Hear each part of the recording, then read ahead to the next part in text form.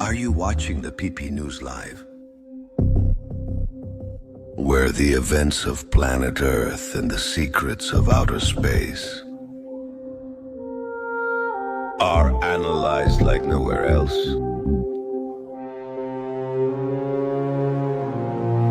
Thank you for subscribing.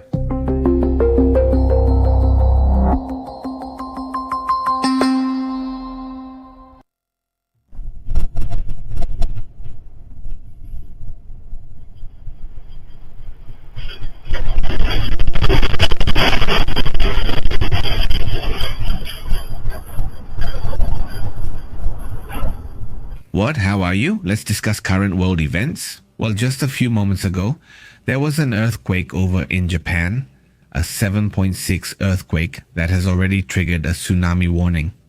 The earthquake has been reported. Evacuation alerts have also already been issued for coastal areas in various parts of Aomori Prefecture. This is in Japan, as I said, a strong 7.6 earthquake. We'll see if the seismological service keeps it at 7.6.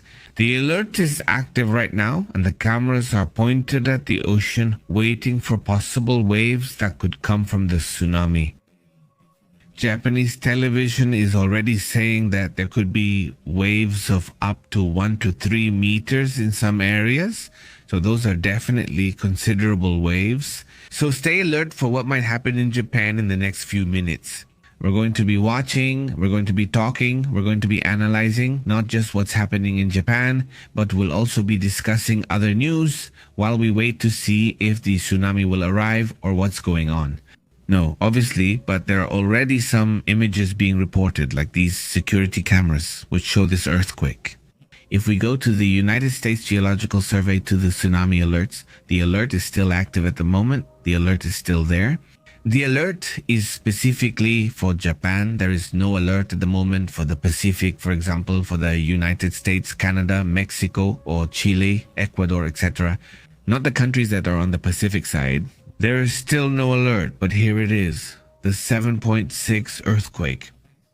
This is the area where the epicenter hit Japan, and the alert remains active at this time. So let's stay alert to see what happens and also keep watching some of the images that are coming up. Did this catch them at night? Yes, let's see if we can hear anything here.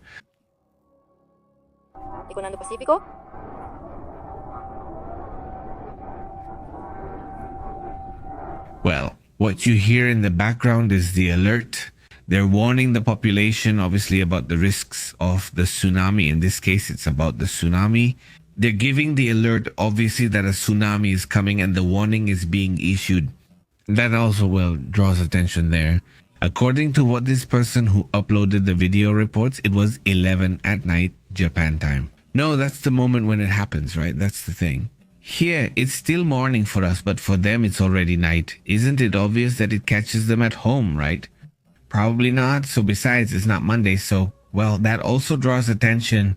There are some people who have been posting some videos at the moment this situation happens. Right? There are already some reactions. You can see the empty streets at least. Okay, listen to this. Let's see.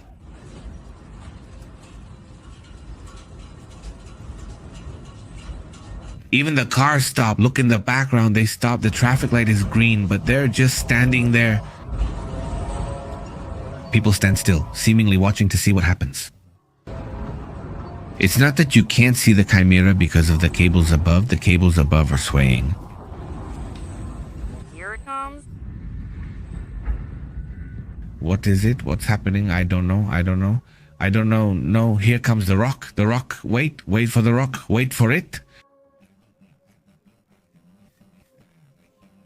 Thank you for watching the video.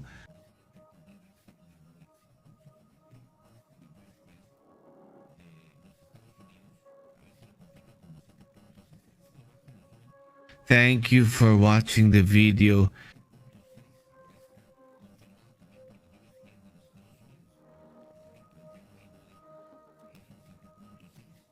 Thank you for watching the video.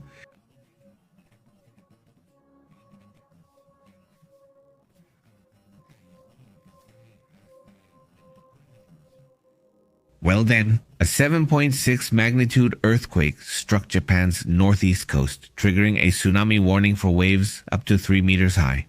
They mentioned the wave. The epicenter was 80 kilometers off the coast of Aomori at a depth of approximately 44 kilometers. The Japanese government immediately activated an emergency group and called for the evacuation of coastal areas. The epicenter of the coast of Japan, generating an immediate alert of a 3-meter wave.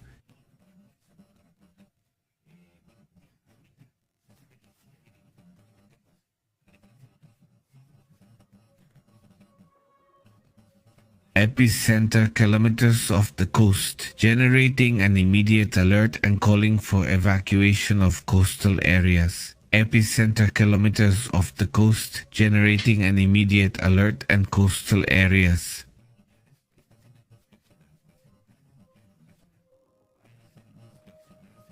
Epicenter kilometers off Japan's coast. An immediate alert was issued and evacuation of coastal areas was requested.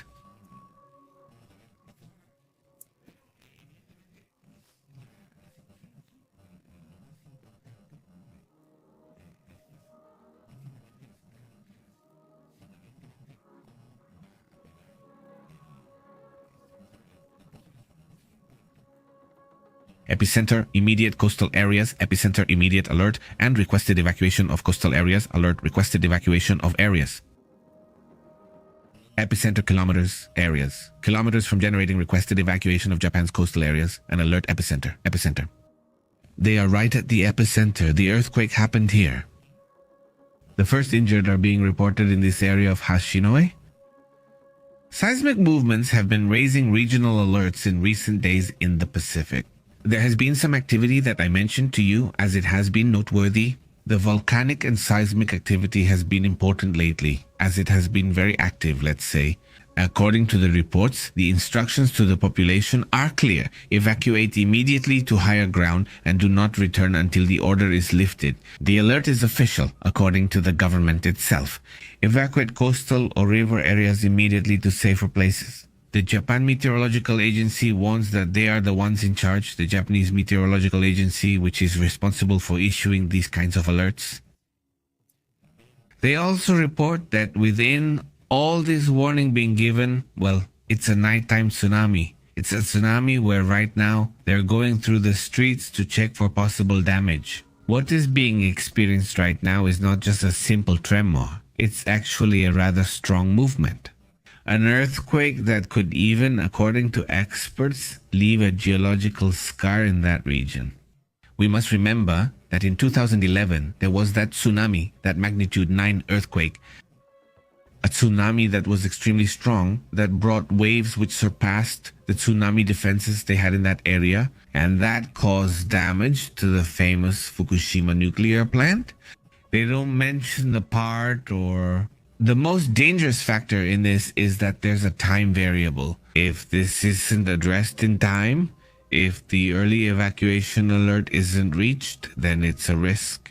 The nighttime factor, the fact that it's 11 at night and there might be people who are asleep, there might be people who haven't realized this situation, and that's an extra risk factor. According to reports, Prime Minister Sanai Takahashi has confirmed that she's awake, that she's at work, and that she's working all night, according to what they say. It's a sign that, well, Japan normally doesn't underestimate these things, right? I mean, they're always very attentive to this. We have to remember that 2011 was a black swan event for them. I mean, 2011 was a situation that complicated their economy, that hit them hard, that brought them an emergency, even a nuclear one, right? So that's the ghost that haunts these times, let's say, remembering that situation from 2011. Obviously, the northwest of Japan, which is the area affected so far, is where the real action is happening. In other parts of Japan, things are relatively calm, but that northeastern area is the one with the highest risk. There is a prolonged interruption of various services they are reporting. Let's confirm that right now and see if we can also get that information, right? According to what the Japan Times reports, the Japan Times also has some data that I find interesting. The Japanese government, it says, is already active and working from the Crisis Management Office, which is located at the Prime Minister's headquarters. The Miyagi and Fukushima prefectures could also be affected by the waves, although in that area it is milder. Waves of up to 1 meter could reach Fukushima. No, that's what he claims, right? Well, to begin with, neighboring countries as well, such as South Korea and Russia, for example. Toward Kamchatka, let's look at the map. But in this area, there will also be a kind of tsunami pre-alert issued for this part of Russia. And they say that South Korea is also on alert even though it's on the opposite side from where the earthquake occurred. The alert is also for a possible tsunami, although they insist that they're only monitoring it for now. There's kind of a pre-alert, so to speak, in that region. We will keep updating you and we'll see how this alert develops. Let me refresh the page. Well, the alert is still in place. There it is. As long as this continues, it obviously means the tsunami hasn't arrived yet, right? Or that the alert hasn't been lifted. They think it's still going to continue. No, the famous Ring of Fire, right? It's this whole region of the Pacific that includes the United States, Mexico, Ecuador, Chile, Peru, and so on. On the Oceania side, towards New Zealand, towards, well, obviously Indonesia, Southern Asia, also including Japan, Kamchatka, and Russia. All this area is part of the famous Ring of Fire, where most of the seismic activity on the planet occurs, right? I mean, if we zoom out a little, we see that always around, here it is. Around this area, there tend to be significant earthquakes, not just in this whole area. They call them N-rings. Yesterday, we talked specifically about several earthquakes that have drawn attention to Alaska. By the way, one of these earthquakes that happened in Alaska was quite strong between Alaska and Canada. Do you remember that luckily not many people live in that area, but the problem is caused towards this area of Anchorage? No, which is a city, actually the largest one there, this city that's over there in Alaska. This city has had a major seismic swarm, right? A few days ago, experts were talking about a possible swarm in this area. Also because of a magnitude 5 earthquake that happened there, but it seems there was a series of about 40 small earthquakes in the area off the coast of Jalisco. Right, that's also been relevant. But anyway, look, also, Kilauea has been very active and the seismic aspect is also important, right? In that area, by the way, separate point, I mean, it's been very active lately. Yes, Puerto Rico, right? With all these aftershocks they've had since that big earthquake, it's already been a couple of years, hasn't it? A bit more and very active. The area too. But anyway, back to what's happening in Japan. Let's dive into the details and update what's happening right away, including other news too. Also, since we're here, let's talk about other important situations and let's go back to the topic of the tsunami, the earthquake. No, just to see what's happening. Wasn't it at 11 with 15 minutes?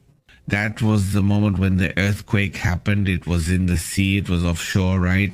The earthquake was over there. Let's move closer to the exact epicenter. It's this one, look. And there's an aftershock, by the way, of 5. This is the official 7.6 earthquake, the official number. And this is the 5, the aftershock of this earthquake.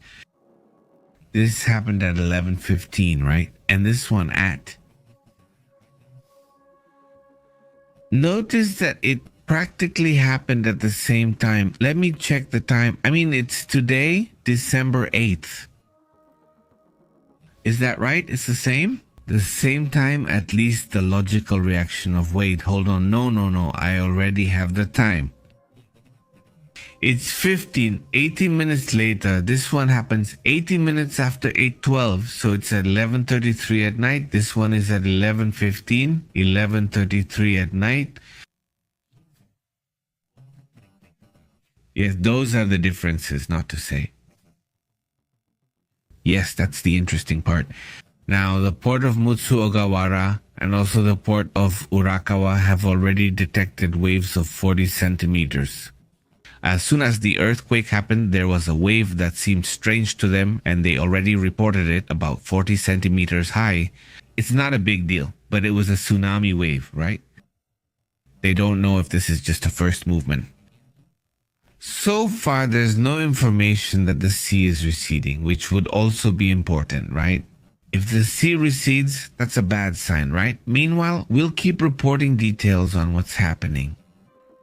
Thanks to the community, we'll be talking with you here as well. Thank you for being with us.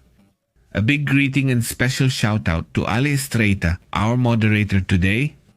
Ale, how have you been? Great to see you here. We send you a big greeting and a shout out to your project Planetita, which is really cool. Greetings, Francisco Arce. Greetings also to Odilia, to Christy Clancy, to the whole community that's joining us. Let's keep talking, having some coffee while we get back to this situation. Let's see how it goes, right? So far, there are no reports of major material damage. Apparently, a few injured at a port, but other than that, they don't seem to be serious. There are no reports that they're serious, at least so far, and there are also no reports of any building that has collapsed. Something like that, there are no reports either, at least so far, right? We're going to move forward with this topic, so let's go to other reports. And as I said, we'll keep going back and forth to this situation. Okay, let's go.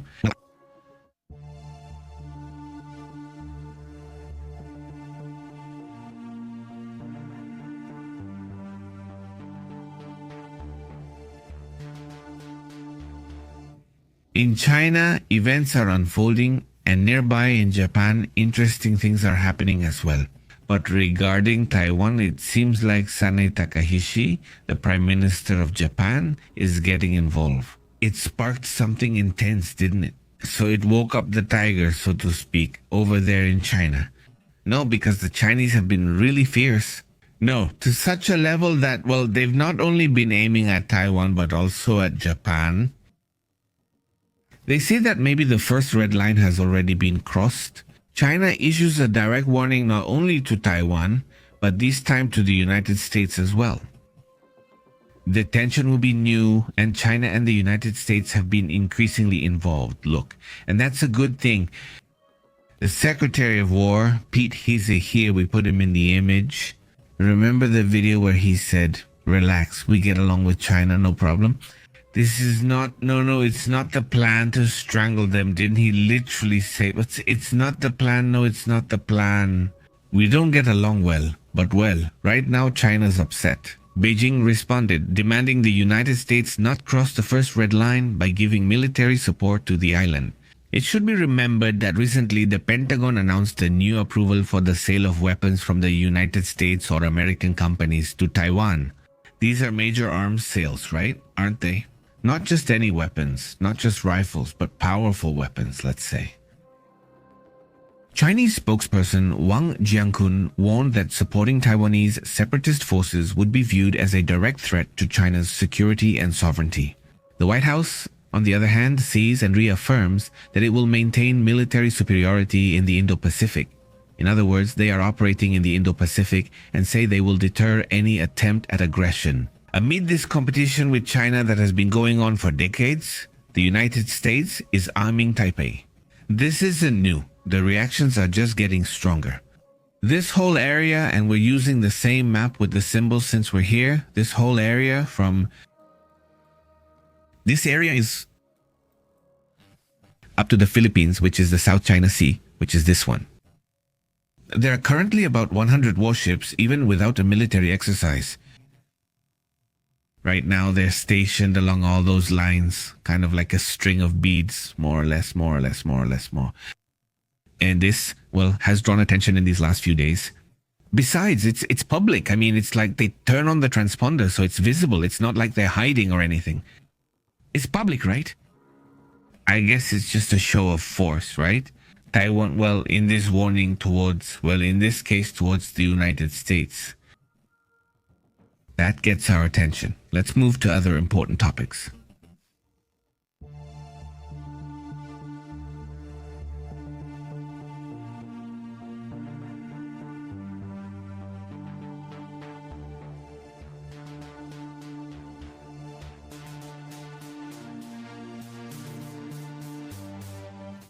We're also paying close attention to what's happening in the Middle East. But this time, after 2 years of darkness because of the war in Gaza, Bethlehem lights up a Christmas tree. And this is obviously news, at least something different, right? It was needed a different kind of news over there in Gaza, specifically in Bethlehem. And well, just look at this little tree, which honestly looks spectacular, especially considering the conditions people have been living through in this region of the world.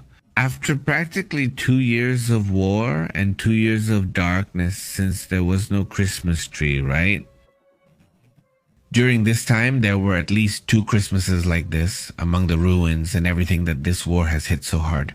The city of Bethlehem, which is the birthplace or is considered the birthplace of Christianity, lit its Christmas tree again after being without it, right?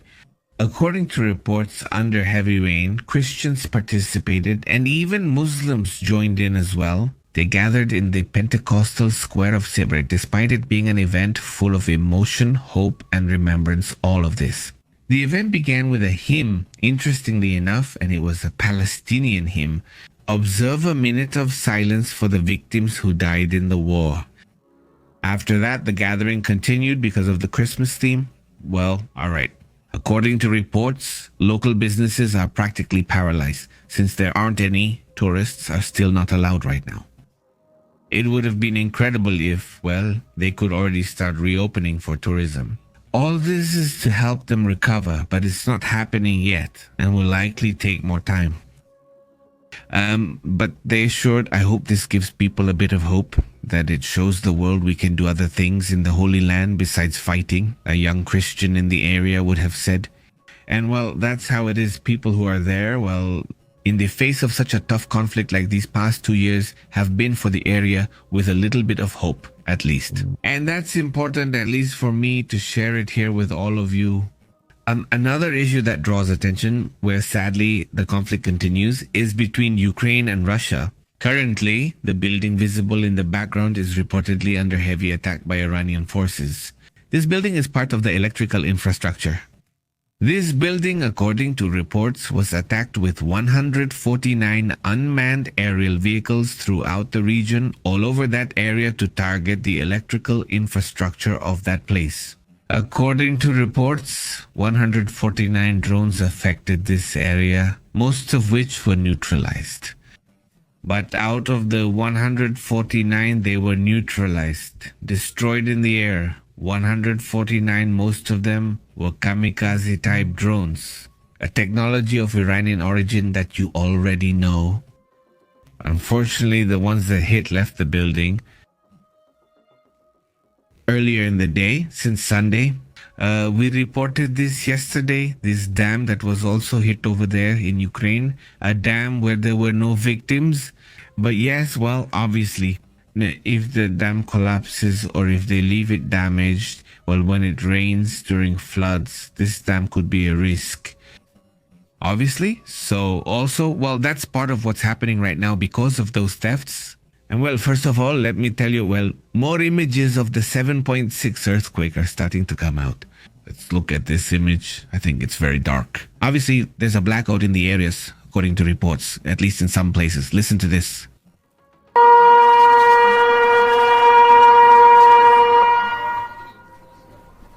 This is the city of Akabadi.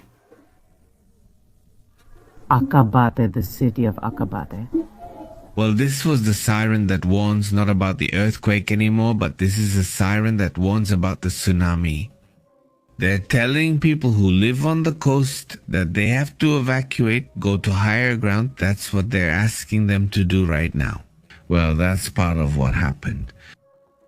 The tsunami arrives, the quake, and it was at 11, but the tsunami can take hours to arrive, so that's different. Depends on the movement's direction and location. The security cameras show a quake that is indeed intense, really strong at times, but that's about it, right? Not super intense like that 9 we had in 2011, which was also really tough, right? That's also another important point there. We can already see some media obviously talking about this. There they mentioned a 7.2 that was 2 hours ago, but now it's confirmed as a 7.6 according to the United States Citizenship and Immigration Services of the United States. That's as far as we have it, and we keep watching how things develop.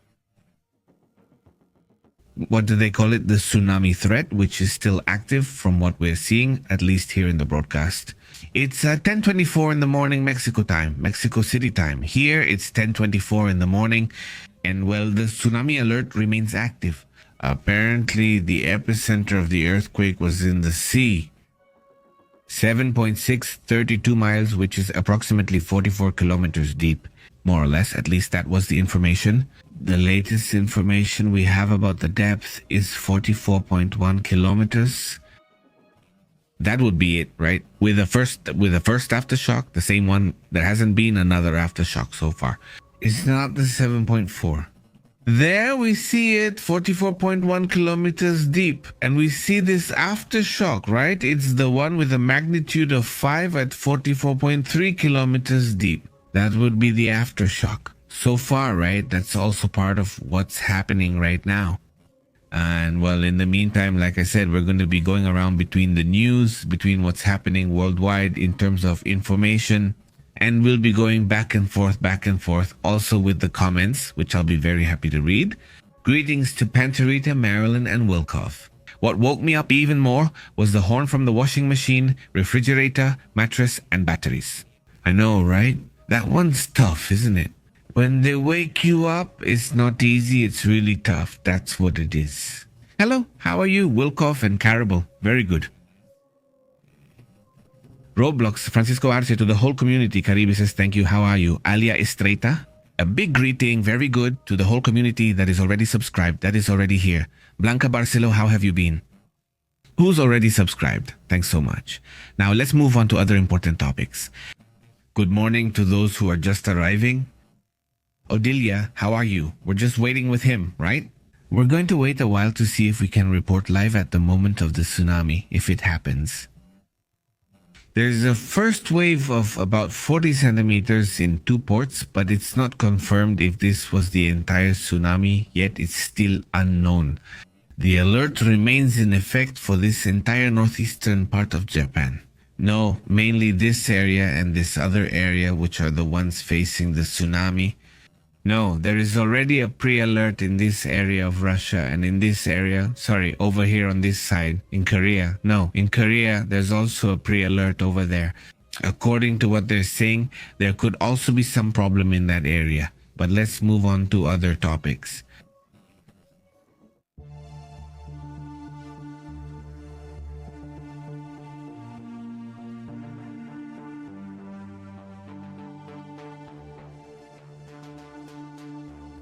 The President of the United States, Donald Trump, didn't want to hear this, but they're warning him that inflation is coming and that inflation is already happening in the United States. You have mentioned it to us here. You have told us, those of you who live in the United States have commented to us, at least this perception that you give us of how, well, no, it's not just a perception because you actually live it, right? You're talking about the price increase in some products, right? You've noticed that. And now the next Fed chair under Trump is warning about this situation. We have to remember that changes are coming, possibly in the Fed. We also have to remember that there is inflation in certain tech products. But they still make sense due to ongoing events like those involving companies. No, I mean general inflation is coming.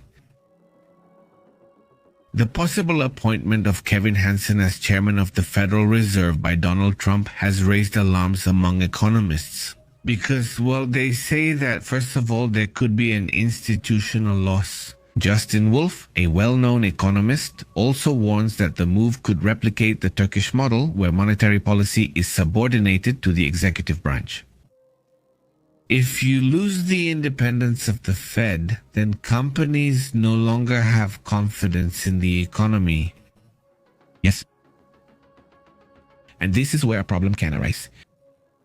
Because if Donald Trump appoints someone who's not independent, yes, someone who simply follows his orders, then companies can say, you know what, investing here isn't convenient anymore, so I'll invest elsewhere, right?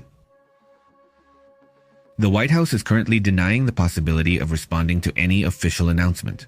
They haven't wanted to make it official, but there are already rumors about who it could be if it's someone close to Trump. Be aware that this will probably cause problems. In fact, there are even warnings of possible instability or even considerable inflation. Meanwhile, well, let's see what happens, right? What is the next change? By the way, on the other hand, NATO is also, well, at this moment giving a warning that I find very interesting. Because yesterday we were talking about exactly this, right? Yesterday we were talking about how things are going, huh? So, paying maximum attention, what should NATO be focusing on these days? When clearly, well, the closeness with the United States has been less and less and less. It seems like there's a new alliance in the Trump era, specifically with Vladimir Putin.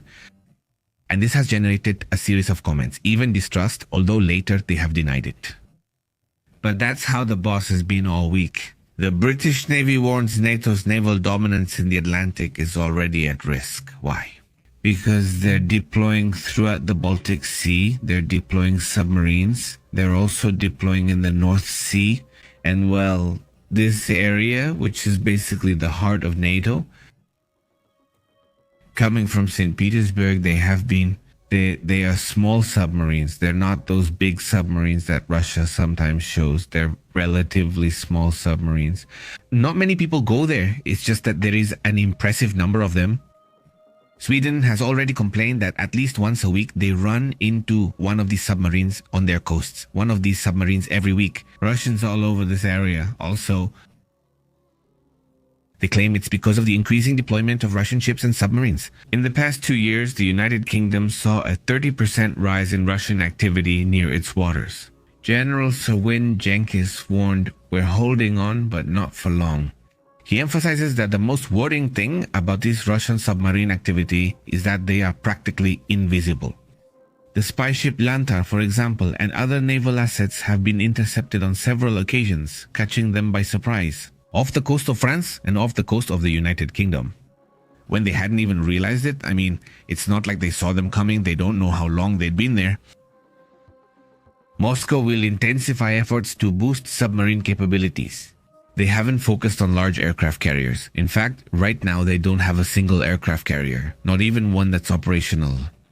But their submarines have expanded quite a bit. Investment in submarine capabilities and asymmetric warfare has been doubled, they claim. NATO is working to protect key infrastructures such as oil pipelines and undersea cables, which handle 98% of global data flow.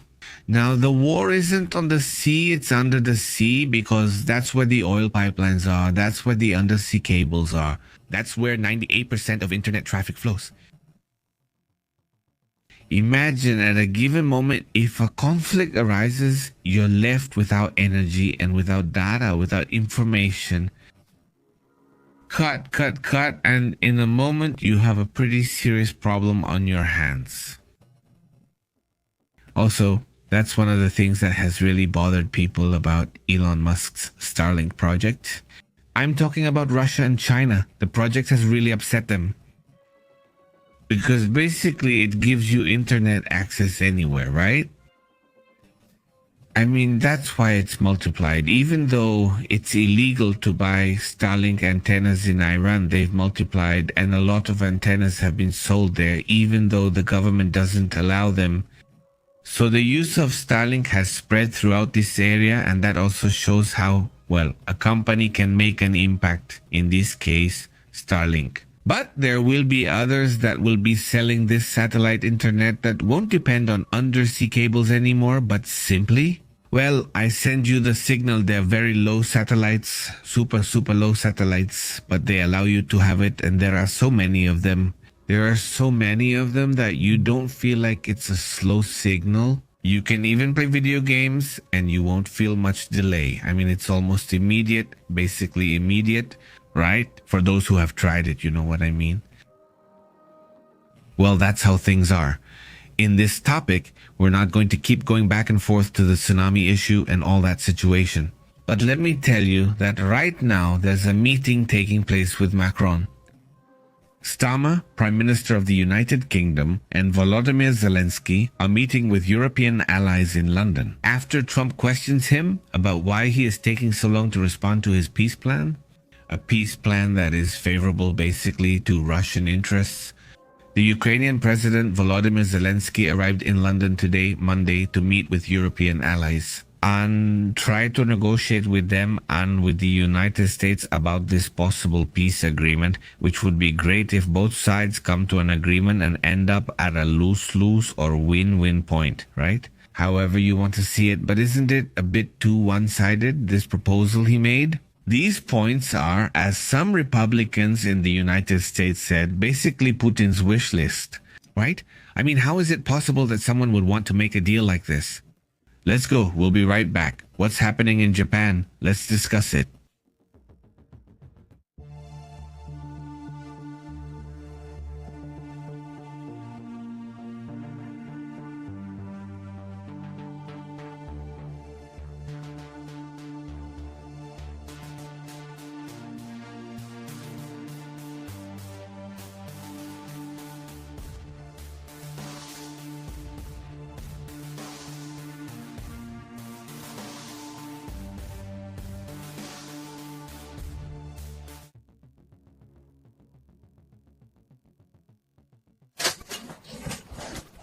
Let's go. All right then. Some footage there from the earthquake.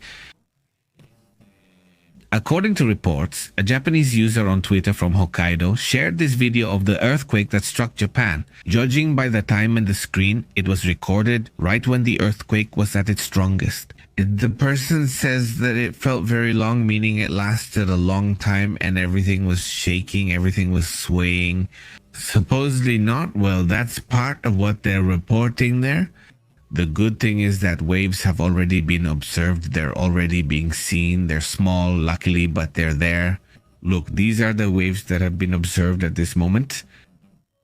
50 singe to 40 singe, 40 singe, 30 singe, 30 singe, 20 singe. They are small waves, and this is where they've been seen. This is, for example, at the port of Kuhi, at the port of Mutsugawara, on the coast of Urakawa. Also on the coast of Orimo, at the port of Hoshinohe, and on the coast of Shiranoi, also with 20 centimeter waves. They're just small waves. That's how it is so far. Look, these are the tsunami observations so far. That's what is known, not the tsunami alert. Let's see if it continues. Let me check if this alert is still on. There it is. Hold on. Okay, it's still on. No, this alert is not still on. Let's see if more comes in. What is the tsunami forecast? Between 1 meter and 3 meters, depending on the area, depending on the coast. That's right, isn't it? How is this tsunami going to happen, right? I mean, that's the approximate, at least one wave that, depending on the area, I insist is going to happen, right? Here, let's see if it's moving. Hold on, wait, I'll say it. In this area, there's an alert.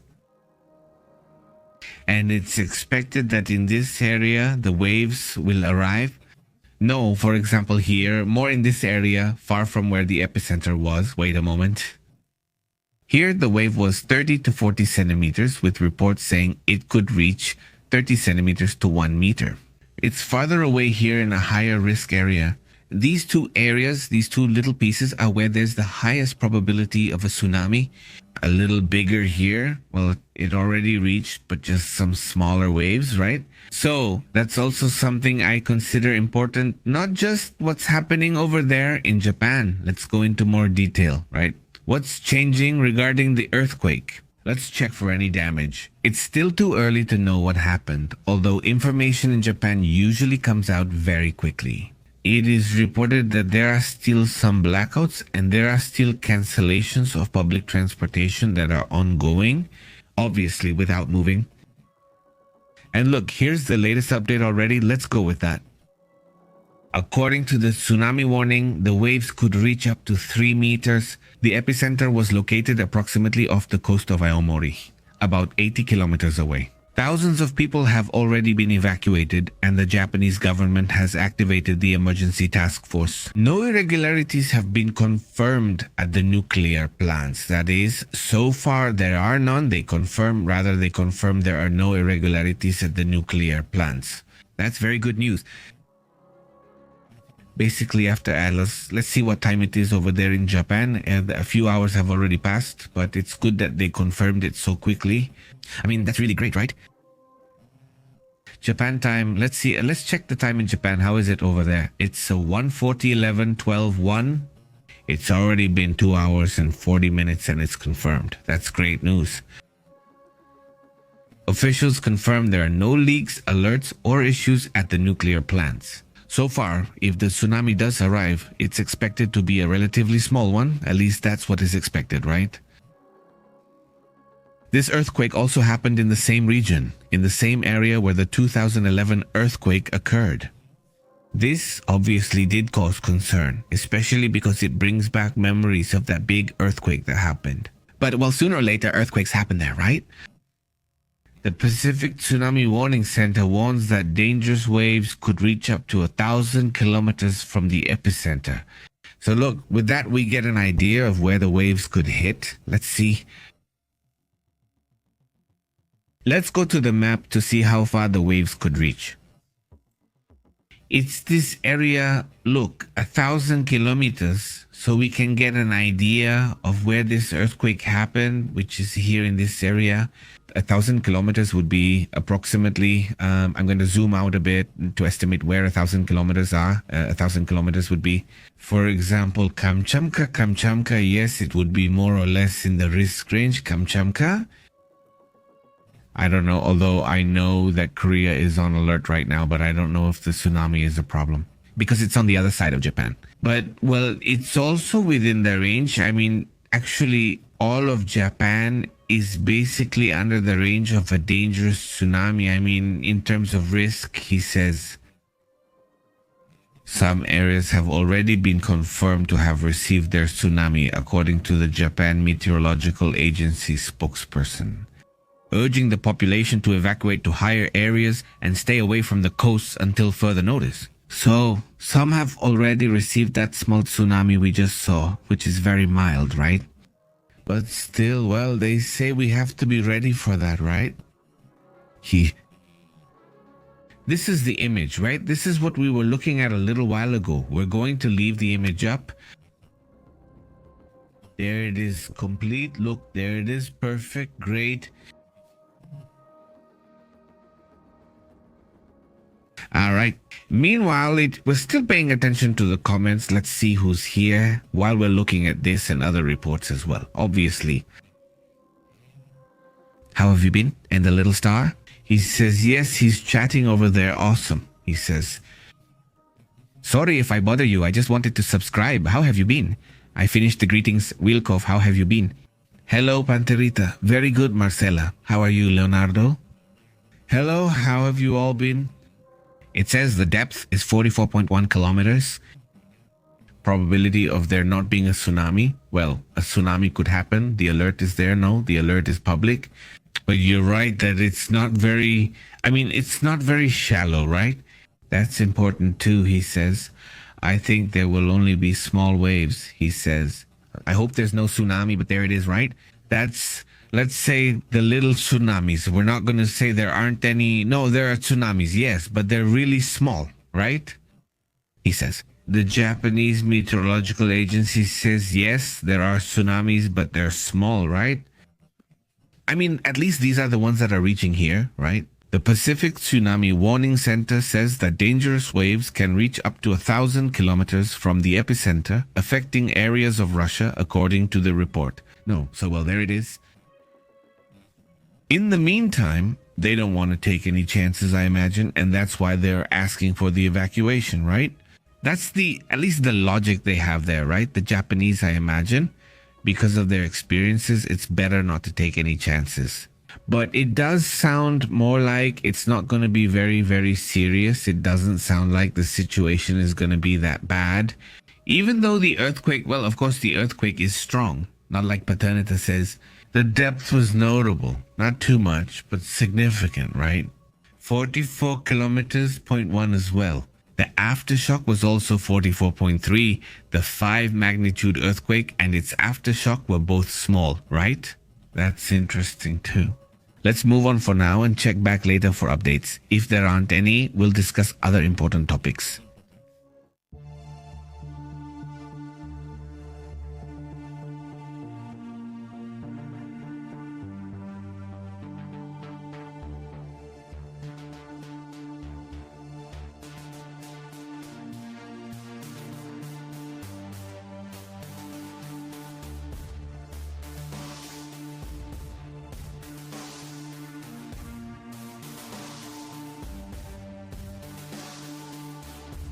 The attack between Cambodia and Thailand yesterday has already claimed its first victims. You can see these images where people are moving, leaving the conflict zone. The thing is that yesterday, the clashes started again on the border between Cambodia and Thailand, and 4 civilians are reported to have lost their lives. Unfortunately, no. Cambodia has been launching airstrikes, and Thailand has done the same. Each side accuses the other of starting it, but in reality, no one really knows, right? There are 9 people injured and 4 dead. And well, according to the reports, these people were injured after Cambodia attacked the Thai army in a confrontation that started yesterday. Today, Monday, because for them it was already Monday, right now it's already Tuesday, over there it's already the 9th. According to Ned Petraya, the Cambodian Minister of Information, he is the one who confirms these injured people, right? So, the official states in a message from his own official Telegram account that the Thai military launched air operations against military targets in Cambodia, according to what they have claimed. No, that's part of what people feel. These people we saw at the beginning are going to shelters. These shelters, as far as we know, were crowded with people yesterday, right? The spokesperson for the Cambodian Defense Zone, Mali Soseta, reportedly announced in a televised statement that the Thai armed forces had been firing at civilians. He says, at least that's what happened in 2 villages. Using small arms and heavy weapons, they attacked indiscriminately toward residential areas. Well, that's a very serious accusation, right? It seems that this idea that the area had been pacified really didn't happen. You know, like we were saying, as you see them signing things, but they don't solve their border problems, because that's the real issue. That's the problem. In fact, it's a really small piece, you know, and it's a little spot where they have a temple. It's very important to one side, but not to the other. The other side is important financially due to tourism and also has religious significance. So they say, hey, that part should be ours. It's the side and it's just a few hundred meters. It's not really that much. But the other says, no, I have business here and the border can't just be changed because you want to. So that's it. That's what's been keeping them tangled up for several months now. We've been talking about it here. Well, the tariffs were imposed in the United States, and the tariffs meant prices were going to go up. And we've already seen some prices go up on products that come from Asia, from Japan, from China, and so on. But the companies say, hold on, that price increase isn't because of the tariffs. The increase from the tariffs is just about to happen. It's about to arrive, but we haven't seen that increase yet. So they say, see, if you thought the price increases from the tariffs had already happened, that's not the case, but it will happen, they say. The hidden effect, the tariffs are about to start being felt. The tariffs imposed by Trump are starting to hit consumers' wallets. According to what retailers like Kohl's, Under Armour, or Williams are showing, Sonoma warns that prices will start to rise until January. Why? Because that's when the inventory runs out. The inventory runs out. They bring in more product, and when they bring in more product, it comes with the tariff applied, and that's when you feel the price. So maybe Christmas shopping will be saved in that sense, since it won't have the extra tax, but after that, it will come with it. Companies like General Motors and Ford have already been reporting million-dollar losses because they've been absorbing tariff costs that started from the beginning, almost since Trump started. But he says they can't sustain these for long, and sooner or later, the tariff will be passed on to the public. Small businesses don't have any room to maneuver, and they're already turning to debt or even selling at a loss just to survive. The government argues that its trade strategy does not affect consumer prices. They insist on this, but clearly it happens, economists say. A kind of hangover is coming, a sort of post-Christmas headache, in January. That's when they think consumption will drop. Right now it's Christmas, everyone is getting into debt, whatever it is, and somehow you manage to get by. But after January, the situation gets maybe a little tougher. Harder, right? In that sense, right? So, well, that's part of what they're warning about. On the other hand, some positive news. Notice that one of the biggest problems that artificial intelligence and servers have right now for the internet. And to maintain all these platforms, everything related to the internet, crypto, artificial intelligence, and all of this requires huge servers, right? And all that processing uses absorbs a lot of energy, and obviously it also generates, well, heat, obviously.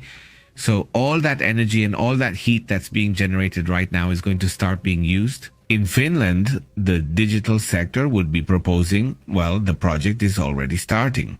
It's a project that I find super interesting, at least in cold countries like Finland. Well, it's interesting, right?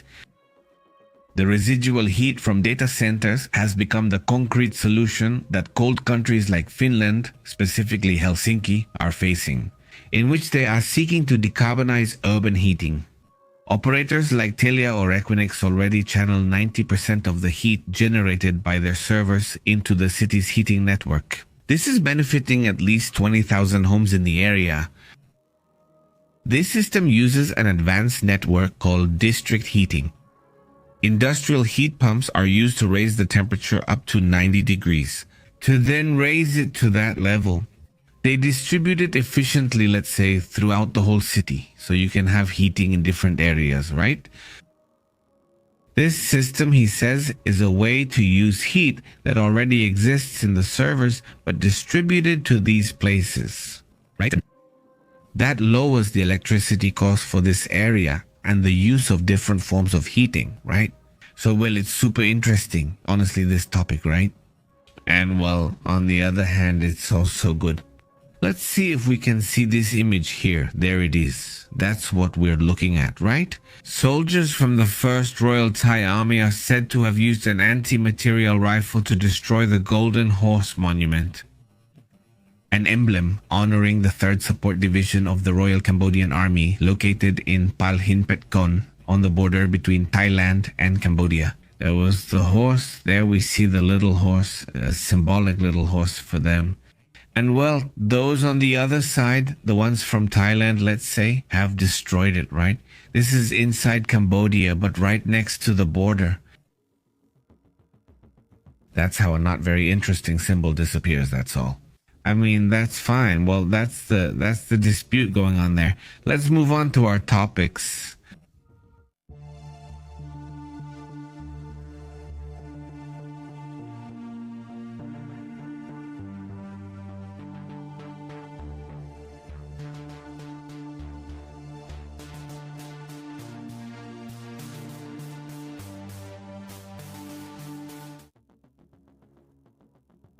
Check this out, this image.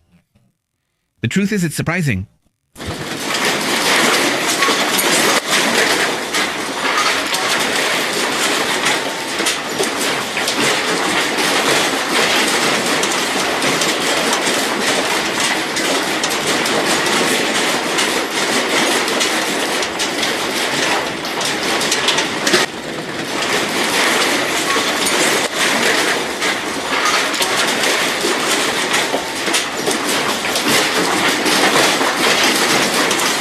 As you can see there, I mean, it looks kind of oscillating, kind of shaky.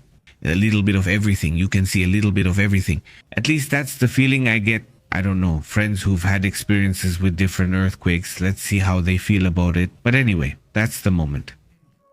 Offices are empty now. No people left. We have to remember that this happened at 11:15 at night, right?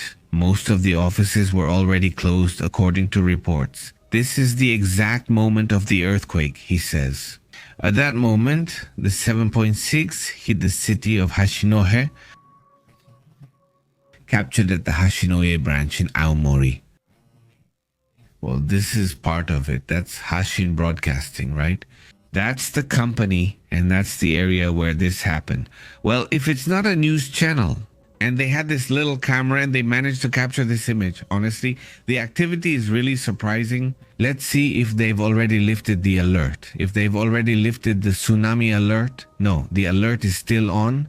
No, there it is, the alert. Let's refresh the page. There it is. Well, we'll stay alert to see how this situation develops. The activity from this earthquake, at least the most concerning part, was the nuclear aspect. Well, it's already been confirmed that everything is calm, so that's good. That's why. It's also been confirmed that up to now there hasn't been a single fatality, at least so far, although some minor injuries have been reported. No, this is at the port where the epicenter occurred, which is this area we were just looking at. This was off the coast of Hokkaido, right? And well, up to now. Meanwhile, the waves that have arrived, according to Japanese television, are these. They're not small waves, right? Which, according to reports, had been detected. And there are the times, right? At what time were these little waves detected?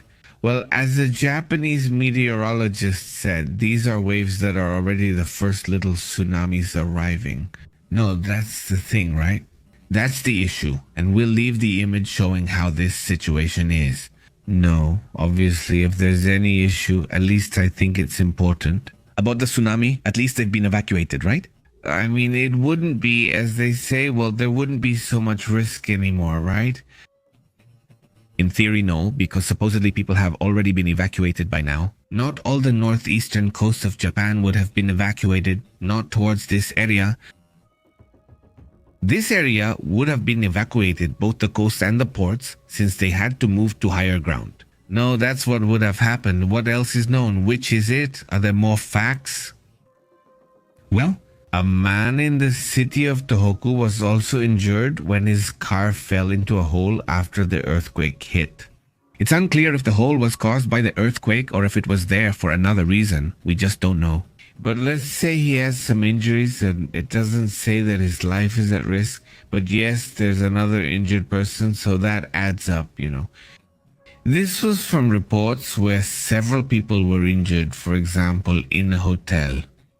It is also known that it has been officially confirmed that there are injured people in a hotel in Hokkaido Prefecture.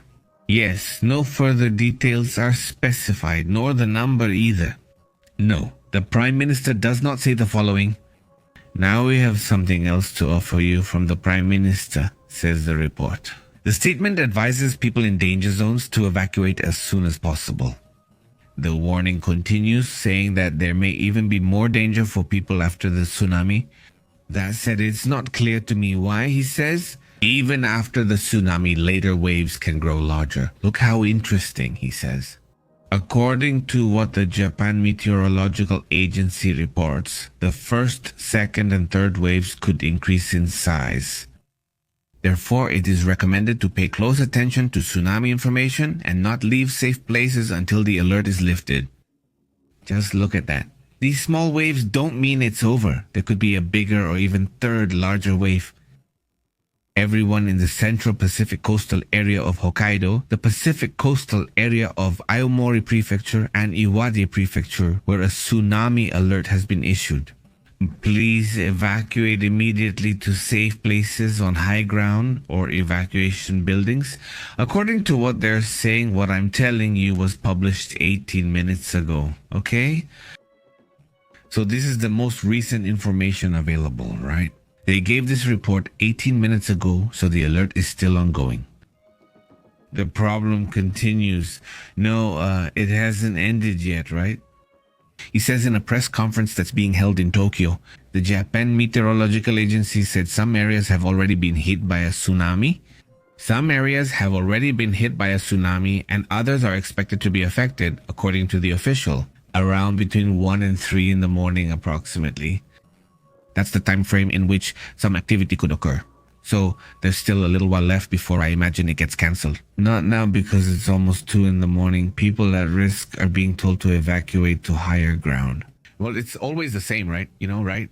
The activity in that sense, well, is still important. And they show this image, yes. They show this where it says, well, where it is.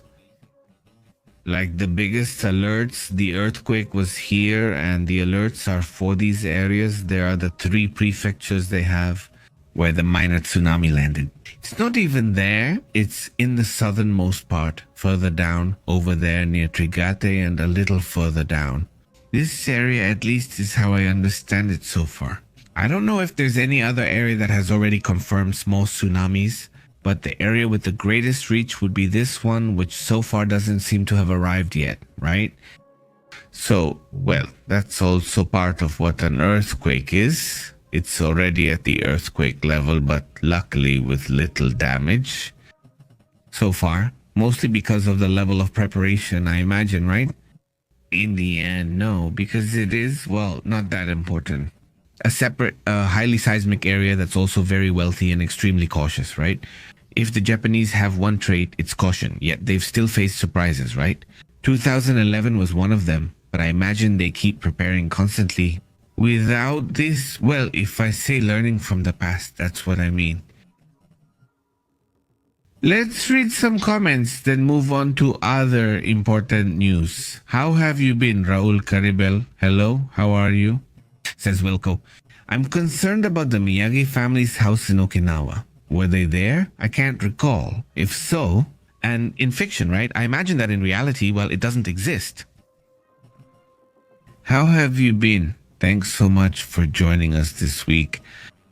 Okay, let's see that there's an update. They're telling me about the Japan topic. Let's go to that. Let's get to it.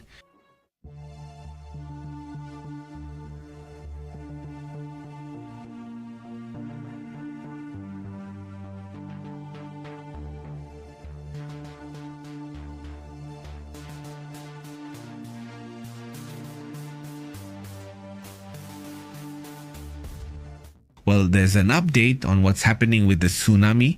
There's no update on what's happening with this tsunami. Let's get into the details. I'm sure they'll report giving the details or the latest information available. It is estimated that today's earthquake caused between 1 and 100 million in economic losses. It's still a very wide range, but they've already published this chart, right? This chart, and here it is. Look. It's an estimate, what's it called? Like the estimated economic losses, and this is the estimate we have right now. Some of them are in the yellow area, right? The recorded economic loss was estimated between $1 and $100 million. How fast? Really, it's impressive, honestly. I mean, yeah, it's kind of amazing the way that... Well, this is just an approximate calculation, right? This isn't done by Japan, it's done directly by the United States Geological Survey from the United States, and they also provide an approximate calculation, right? Japan is preparing for a tsunami of up to 3 meters, according to recent reports. What are they? Just about 5 or 10 minutes ago, it says around 11:36, but here it's 11:04, so I imagine that's wrong. Here it says 27 minutes ago. 27 minutes ago it says here. It says... According to the Newsweek report, the 3-meter-high tsunami could hit the northeast coast of Japan. That's approximately a 3-meter wave. According to the initial reports, waves between 18 and 45 centimeters high have already arrived. In several ports, the evacuation is still ongoing. That's also the update. I don't really see anything new. I mean, other than that... They mention the loss, but other than that, they only talk about what I already told you about the hotel worker and that the alert is still in effect, right? That's interesting too, isn't it? The United States Geological Survey issues a yellow alert after the earthquake in Japan. This is for other Pacific coasts. While there is currently no tsunami threat to the United States, the yellow alert remains in effect. I imagine it's just to stay alert and keep an eye on what might happen, but other than that, well, it seems like there's nothing else, no other issue, no other risk situation. That's what it seems to me. Let's go to that, right? We'll stay alert about that topic. I'll keep reading comments in the meantime, or rather while we see if there's any other report about what's happening, right? How has Roblox been? Asks Omar. That earthquake could have happened a few months earlier. Oh well. I know, right? Not this comic. At least it would have been more surprising. No, because people thought there was something else there, right? And all that. There are more images of what's happening in Japan. Let's look at these images. Let's go to that.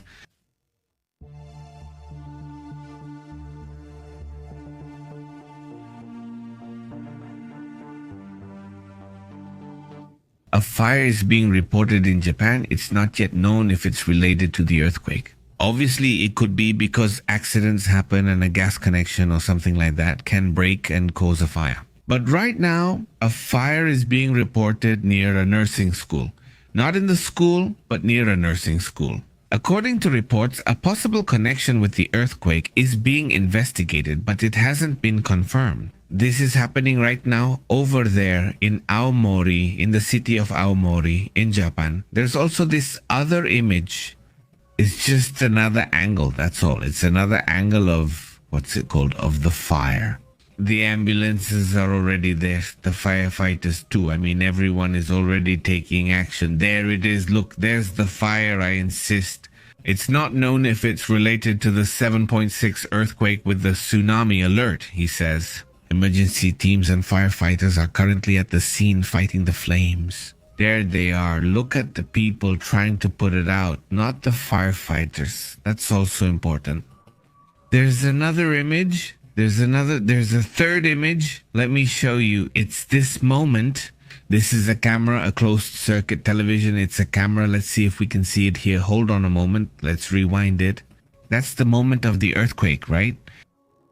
That's the moment of the earthquake, he says. Closed circuit television footage shows the terrifying moment the 7.3 Manitou earthquake hit Japan. Today, December 8, 2025. Wow. Yeah, it's really intense. One of those fixed cameras, those cameras that show live footage. Well, just look at these images. Look at this, right? That's it. They're down there. It's 11:16 now. I mean, it starts around 11:15, but it's really 11:16. That's when the earthquake happens. Today, over there in Japan, well, that's also part of what we're seeing, right? This situation is obviously very interesting. And well, let's move on meanwhile to other topics, to other news, also international. While we wait to see if they remove this alert, maybe it will stay for hours, but that's just how it is. I mean, we'll stop broadcasting at some point, I guess, but the alert, at least for now, is still on, right? They said it'll be until about 2 or 3. I think that's what we just mentioned. Up to that point, it could be like where the wave is going to reach. I don't know if I'm imagining it. Maybe they'll leave a little more of a margin, not exactly where the wave will reach, if it even gets there, right? Now let's move on to other important matters as well.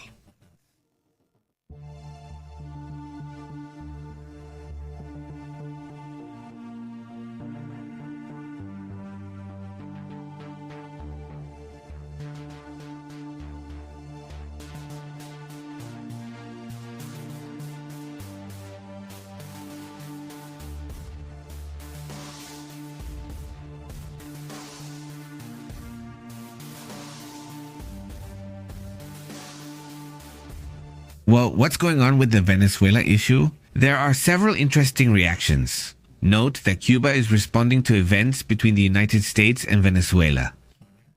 They reject, as they say, the accusation of trafficking and of having had contact with the United States regarding Maduro. The Cuban government came out today, Monday, to respond to statements made by a former Venezuelan military intelligence chief who accused the authorities of the island of Cuba of being involved in trafficking operations together with the president of Venezuela, Nicolas Maduro. This accusation, this supposed partnership in the matter of trafficking illegal substances, drugs, and all of that, obviously prompted a reaction today. Cuba, as they say, rejects as absurd and false the press reports that claim they are supposedly in contact with Cuban officials and the United States government to address internal matters. They say, I mean, between the Venezuelan government and the Cubans, there really isn't much of a meaningful relationship, at least that's what they say. Cuba rejects the attempts to tarnish its clean record of fighting for peace in Latin America and the Caribbean, they say. They say it's their stance of opposing domination in practice, the unity to say no, but there is none. That wasn't the point, but well, that's the reaction, and it also needed to be mentioned. Obviously, within all of this, within all the tug of war that comes with these situations, this situation, the thing with Venezuela and Cuba and everything else, it's more about the Caribbean issue in general. No, well, it's a topic that seems like one day it dies down and then the next day it flares up again. That's how it always is. It doesn't seem like there's going to be a change anytime soon, so let's move on to other important topics as well.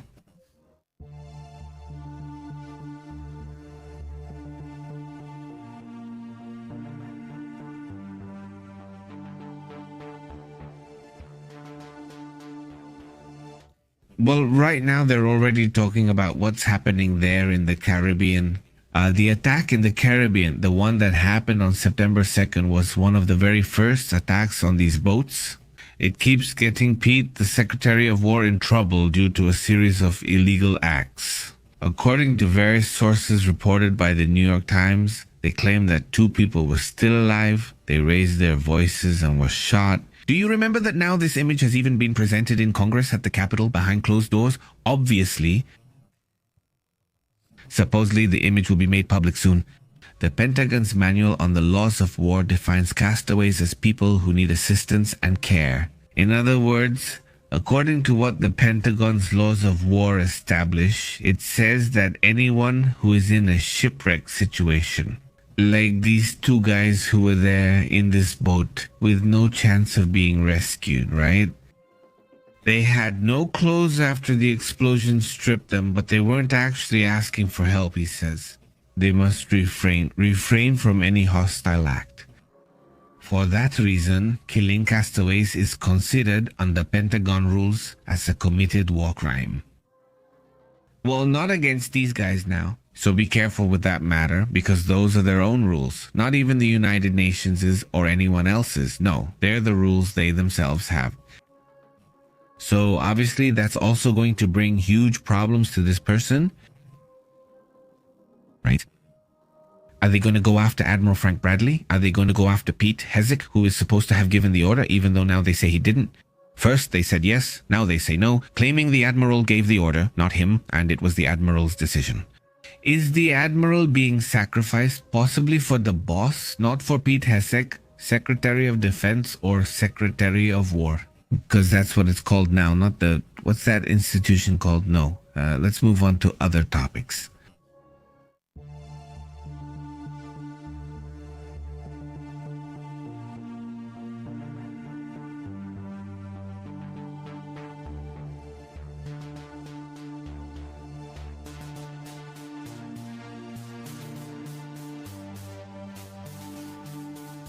Well, something else that's drawing attention right now, huh? The Chinese court is ordering Malaysia Airlines to pay $3 million in compensation for the disappearance of the Chinese relatives on flight MH370. Yeah, just imagine how many years have passed. Recently, I was telling you a few days ago that the search is starting again, this time by the Malaysian government. They won't pay this company just to search for the plane, but they will give $70 million if they manage to find the wreckage. Yes, it's the company now. Anyone interested can help, but one group in particular has the ability to reach the depths and will check for any remains of the plane. Now China is making this move. A Beijing court ordered Malaysia Airlines to compensate some families of MH370 passengers. More than 2.9 million yuan, which is $410,000 to each of these families. Obviously, we're talking about several $1 million here, $3.3 million, which is what they estimate as compensation for Chinese families on this flight, right? There's also another issue that stands out in this tug of war. There's interesting news. Notice that the Vatican is returning sacred objects that were kept for 100 years to the indigenous owners and real owners of these kinds of objects. The indigenous leaders waited on Saturday on a runway at Pierre Elliott Trudeau International Airport in Montreal, Canada, while the cargo was being unloaded from an Air Canada plane. The boxes contained more than 60 precious cultural objects, including a rare Inuit sealskin kayak that was taken from the Inuit and Métis First Nations communities more than 100 years ago, and they have been kept in the museums and vaults of the Vatican ever since. There it is, right? That's the return of, well, in the end, sacred materials for many of them, or simply culturally very valuable, and that, well, the Vatican has now decided to return, right? The chief of the Assembly of First Nations, Cindy Woodhouse Nepanak, speaks during a press conference in which, well, she stated that these 62 indigenous cultural artifacts that arrived were obviously important for their culture. There isn't a clear inventory of everything that has been taken, not this one, but at least they had a very clear record of these objects. And now, well, they are already on their way back to Canada, specifically under the control of these indigenous groups, these groups that now have the return of part of their history, right? Which was heavily affected. Let's discuss other topics.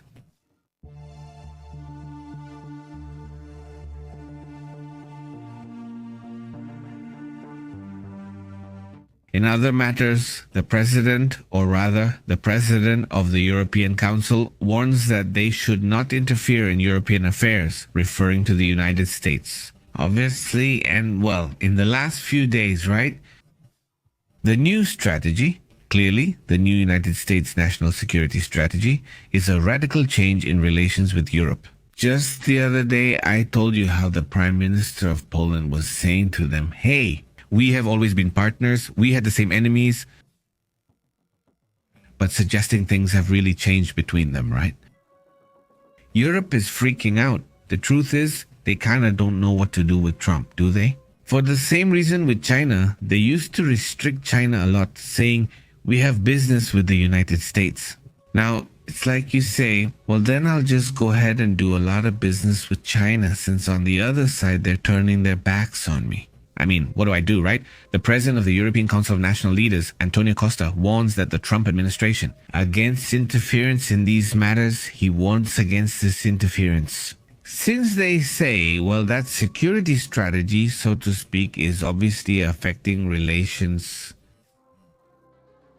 from 80 years ago with the Europeans, he states that the signal that Washington would support European nationalist parties was unacceptable. On Monday, he stated that there are long-standing differences with this new strategy, which goes beyond that. What is it that Trump is doing? Trump is not supporting the far-right parties in Europe because what Trump wants is basically to control the far-right parties because they are on his side, so to speak, and he's also doing this here in Latin America. By the way, you just have to look at what's happening in Honduras, right? I mean, with clear support for a specific candidate, even getting involved right in the middle of the elections, making comments and threatening that if their candidate doesn't win, basically all hell will break loose. They said it themselves, so it's clearly happening. Before, it was just a certain distraction, right? They say that the United States supports this candidate or that one, they say, right? Wasn't it like that before? Now it's like they openly say this is the good one and the others are just, right? And yeah, it's intense because in that case, you're hitting and affecting democracies. Basically not this one, but on the other hand, there's also another thing that stands out. In an interview, it was reported that they are not going to stay silent. Arab journalists are reporting threats, death threats from Hamas. Arab journalists who have been threatened by a radical group, by Hamas. In this case, for more than a year, Hamas has been inciting violence against Gazan journalists who work with us. This was something that needed to be said if it was, as people say. I mean, Israel has also been accused of putting pressure on journalists who are in Gaza. But Hamas does the same thing too. I mean, Hamas, they have also been putting pressure, even in their case, reaching harsher levels like threats to life, right? So the journalist is there, just like journalists in the area are caught between a rock and a hard place. On one hand, the pressure from a country, and on the other hand, the pressure from a radical group. It's obviously an interesting topic too, right? And in the meantime, while we're here, we're just watching. Let's see if the tsunami warning is still in effect. Well, it's still there, right? The warning is still active, isn't it? Well, what needs to be done, as you already know, is to stay alert, to watch for updates, and to stay in your shelter. Stay in the high areas. Wait a little until the alert passes, and then when it's safe, you can move. Meanwhile, let's check for aftershocks. There hasn't been an aftershock from this strong earthquake yet, though there have already been several, you know? Here are the aftershocks that have already occurred. This was the first aftershock of 5, right? And then there's this other one. Let's see, let's check. This one that just happened, this one, it was an hour and a half after the 5. And this one, let's see, let's check. This one is at, it's about 2 hours more or less. I mean, it's 2 hours and 2 minutes. Let's see, 2 hours and 3 minutes. Yeah, 2 hours and 3 minutes later. Those are the three aftershocks. The earthquake was apparently the main one, right? 7.6, 5.5, 5.0, and 4, right? All of them. All the earthquakes. This one is 44 kilometers deep. 43. They changed it, huh? It was 44, right? Oh no, not this one. There it is. 44, that's perfect. I thought they had changed it. This one. The one at 5 is 44.3 deep. This one is 42 kilometers. They're basically on the same line, except for this one that's a bit different, right? Also 43.9. I mean, they're all at about 40 kilometers deep, around 40 something kilometers deep. Well, that's how things are. How it went for you. Let's go to the comments. Let's see the comments about how it went for you. Thank you so much for joining us. It says, let's update now. Is there an earthquake in Mexico? No? Victor, there isn't. Yes, well, there will be someday. I guess no, right? As there can be in any seismic area, especially, right? Greetings, Victor. How have you been? Are you still on alert, David? How are you? Jose, Sarah, is it your turn or mine, Caribel? Very good, Maria. How are you? How have you been? Greetings to the whole community. No, this...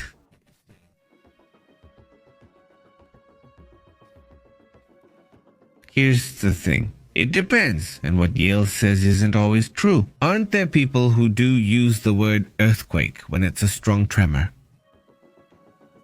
And that causes some damage, not necessarily injuries in this case, and that it's a strong tremor, right? And in the case of a tremor, well, it's when there's no impact, but actually there isn't. It's not a written rule, right? I've noticed many media outlets, even reputable ones, call everything an earthquake, right? Yeah, a magnitude 4 earthquake. Earthquake effects thing. Yes, suddenly, well, I say, and it's valid. It's not something forbidden, nor is it wrong or anything. Simply, it's sort of become common to use sismo for smaller quakes and terremoto for bigger ones, but that's not an actual rule. Everyone can call it whatever they want, says this one here. Hello, United States. How are you, William? Greetings from the United States. He hopes that the Venezuelan people will rise up, but it seems like there's a lack of courage for that, says William. I don't think there's a lack of courage. Huh? Maybe there's a lack of coordination, but not courage, right? Yeah. Unfortunately, there's a lot, huh? There has been a lot of organization from Venezuela, and that's also thanks to Cuba helping to make that kind of coordination happen. They have caused significant division among the population, and that has kept that government in power. Basically because, well, yes, protests will happen, but the gross domestic product, neighboring groups and so on go and say, look, they're protesting, they're doing things. So, right? It's also a problem in that sense. I wouldn't say it's a civilizational problem. Of lack of no. Well, just a little common sense, right? I mean, people who are supporting the system, maybe it's 10, 15 or 20%. If you want, well, yes, but with that alone, you have enough to control the rest of the population. That and violence and so on, those groups they've formed, those gangs they've created there, and they're also armed and so on. Not all of this is the problem. Venezuelans themselves have already told us the whole story, right? Well, they end up leaving, so the people who are most dissatisfied leave. They're fed up with all of that, and so those people who were very unhappy also end up leaving, little by little. So that's also a problem for the change that could happen, right? Unfortunately. How have you been, Francisco? It's been a while. Above all, you live in a seismic zone. I imagine you have to keep your rope, your pajamas, whatever, very close by. And then you get those really dramatic scenes, you know? Smart people in underwear during earthquakes, right? Going out there right now, since it's cold, I guess it's easier for everyone to be in pajamas. No, I guess, but I mean, I'm not talking about the cold. And greetings. How are you, Mauro? Very good. Gary, how are you? How have you been? Greetings, huh? Very good. Nicole and Franco, how have you been? See? Was there an earthquake over there in Spain? Wait, no, I didn't hear anything. Oh, look, little one, there was an earthquake. Ah, no, wait, no. 3.6 in Armenian in Spain, in the north of Spain. Let's see if we can catch up to it. Let's try over here. Why can't you see it? Ah, sorry, here it is where you can see it. Here it is. It was in France. No, here it is. Look, there it is. It's this 3.6 earthquake right next to, well, the north of Spain, right next to the connection with France, right? But here's the earthquake. Yes. 3.6, Armenian, 10 kilometers deep. So I guess that even though it's small, the people who live in the area must have felt it. I imagine, right? Well, also there. Thanks for the info, Nicole. Greetings, he says. How are you, Alfredo? Very good, he says. Exactly. Earthquake is a synonym for tremor. That's right. It's just custom how people use one word or another. But do you have what Al was saying too, that now it's really just a matter of habit? Exactly. Yes, habit or not. I kind of start using it everywhere too. Sometimes not, but I kind of get used to it, right? Earthquakes with a bigger classroom and without a bigger classroom. But I understand that both are valid, both exactly, he says. Greetings from Argentina, he says. I just joined. What are the news about the 7.6? Well, look, 7.6. Earthquake that hit the northeast coast of Japan, right? For those just arriving and unaware, this is northeast Japan. We've been seeing some images, pretty intense ones. You can see them, these kinds of images from cameras, the typical security cameras. It was nighttime, obviously, 11:15 local time. Some say it lasted up to a minute, and we can see it here. I mean, it started at 11. Yes, look, pay attention. The movement began at, let me check how long it lasts. It starts at 23:15. That's 11:15 when the earthquake begins. It was about 11:15 and 30 seconds, and look how long it lasts. About 30 seconds have already passed since the earthquake started, more or less. It's still going. The earthquake is still going. And now it's over, huh? Almost a minute has passed. It's almost a minute now. Long earthquake, huh? There it goes. Look, it's still moving. It's already been a minute there. It's easily calming down now. So it's about a minute of shaking. At least from what you can see on this camera. There's another camera. I removed it from one of the shots. I took it out because the guy, the young man, makes really funny noises. And I was about to laugh and I said, no, I don't want to make fun of him. Obviously, I don't want to laugh. It's something serious. I mean, well, nothing happened to him. So that's it. We can laugh about it later if you want. But honestly, I started to feel like, no, I don't want that to happen. Look, I don't know if you heard it, but I'm hearing it. I mean, suddenly I'm hearing these sounds. Even if I don't play the audio, I can hear them. So suddenly, I even thought I was playing. I thought I was playing, and then I realized, oh no, yes, it's this. A media outlet covered it and mentioned the duration, right? It's also a fire that happened in Japan, in Aomori specifically. They don't know if it's related to the earthquake, but yes, there was a fire, which has been shown in several images that we've seen, right? This is a television channel that also shows the time, and you can see it matches 11:15 with 30 seconds, which is when it starts, right? This is the television Asahi News channel, and it also shows all this activity, right? So, is there a tsunami warning? It could be up to 3 meters, right? As I was telling you, there are already reports that small waves have arrived. Japanese television is saying that the waves are from 20 centimeters up to 50 centimeters. The waves aren't a big deal, but they're little tsunamis. They're not normal waves, right? A regular wave stays put, but a small tsunami keeps moving forward. And that's what we've been seeing, right? This is something else someone sent me in a video, but I didn't think it was the earthquake. But no, it's not good. And it says, okay, where is it? Where is it? Oh, they're talking. That's great, huh? I think that's all, right? I mean, I think that's everything we've talked about so far. So, To sum up, I mean, there have been some injuries, but there aren't any right now. We don't know the number, but there are some injured people in a hotel, right? One injured person in a... No. Some injured people in a hotel, also in a port, and I don't remember where else. The one in the hotel is a worker at the port. That's where there are several, and well, I don't have the number yet of how many there are, but let me see if the Japan Times or someone else has it. These Japanese media outlets are usually like, no, don't think they're not the fastest. Sometimes it's others. But look, huh? Well, they're already starting to share the same images that we more or less showed from these closed circuit television cameras and all this. Look, there's Mr. Aguero whose car fell into a hole. He's okay too.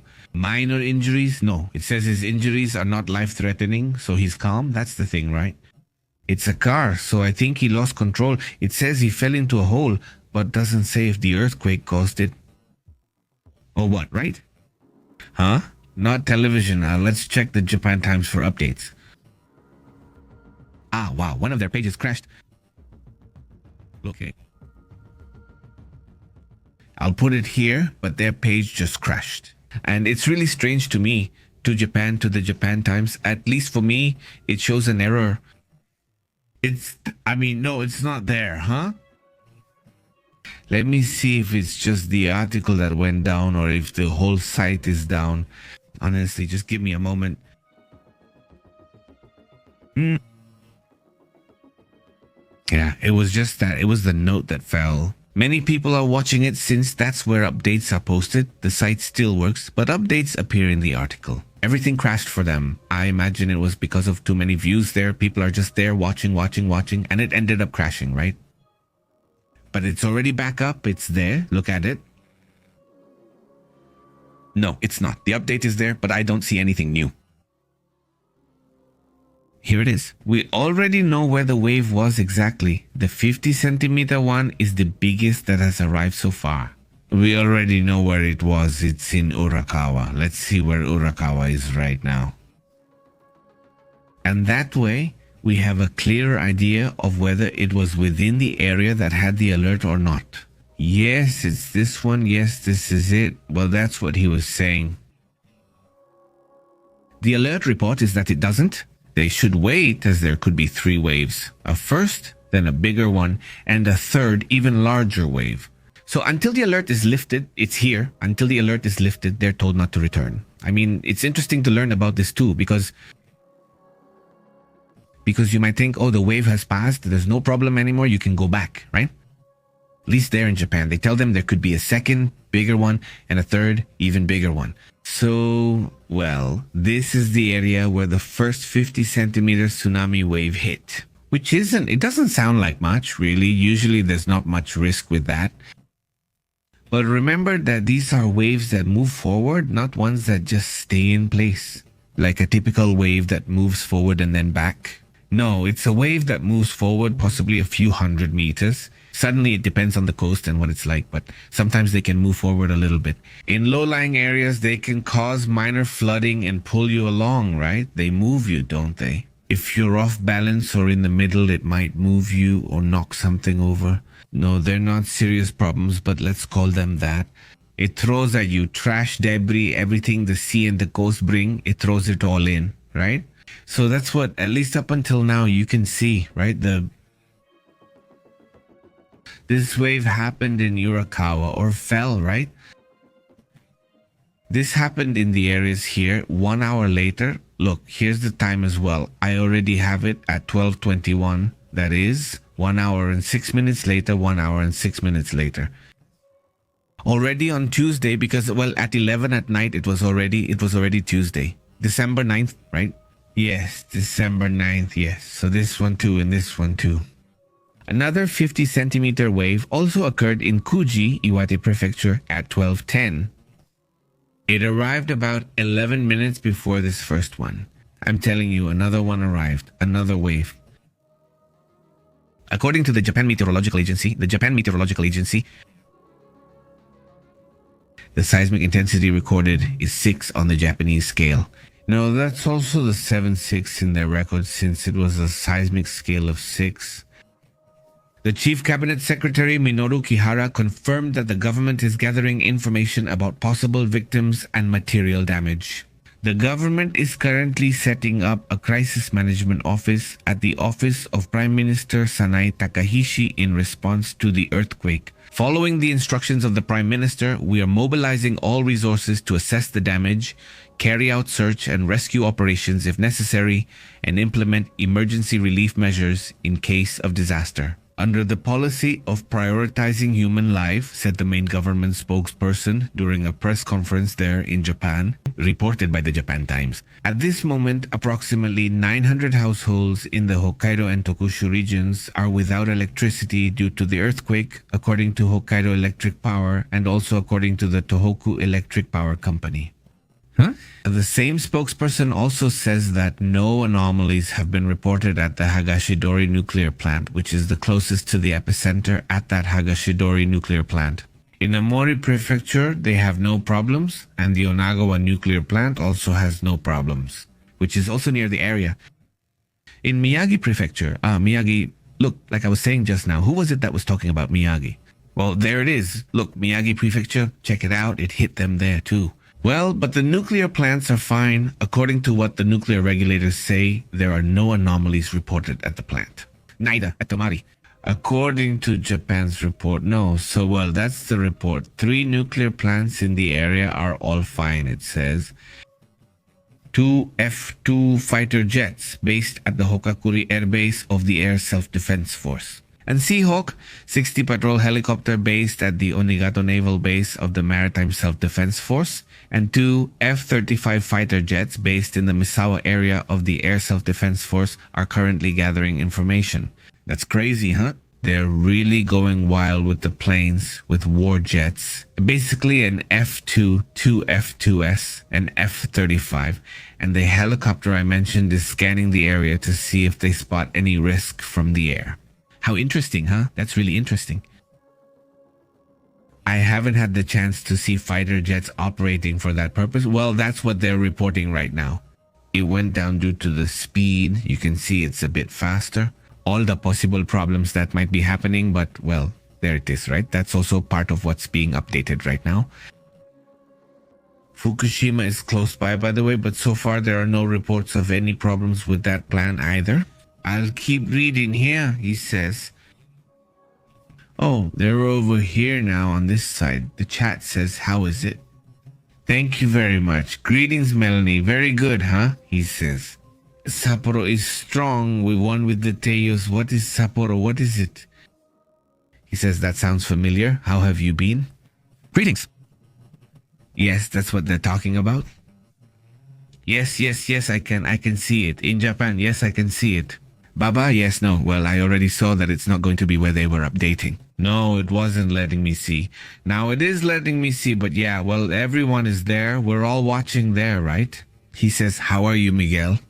A big hello to all the new members of the channel. Please subscribe. Help us out with that. And well, here we have live information every day. We're not always here talking about what's happening on the planet. I think we have a new image. Let's take a look. This is something else. We'll discuss it later. There are other important matters too.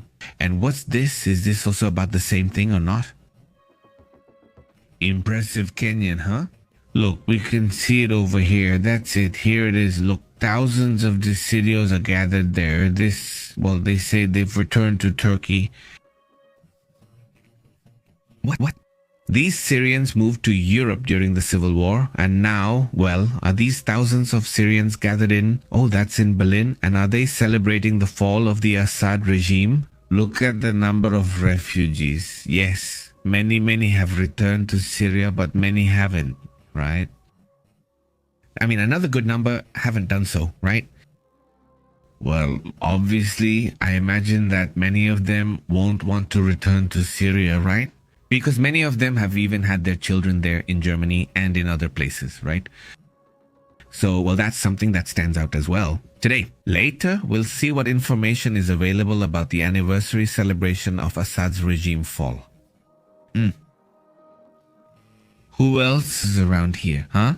Great, he says. Oh, greetings. Oh, Angel, how are you? Huh? Patricia, how are you? Great, let's go. We'll be back with more information. Thank you very much for joining us for this little while. If there's any other news, we'll talk about it in a video. No, that's how the tsunami brings powerful water. I waited for a while, but it's been almost 2 hours, so I think we should go now. I guess not. They're probably not about to lift the alert. It's almost 3 over there, right? Well, Japan, let's see. It must be almost 3 already. Supposedly, yes, the probability of it arriving was until 3. That's it, just about. There it is. It's 2:44 a.m. Should it arrive in Japan? So I guess at some point they'll be lifting the alert. Let's hope that's it and no more problems arise. Thank you, Estrelita. Greetings and best wishes with Planetita, which is progressing, though not too well. Great, Miguel. Greetings to Patricia, Jose, Tocayo, Francisco, and everyone who was at Refugio Life. But if something else comes up, I'm not going to say no. Well, a hug. See you later. See you later.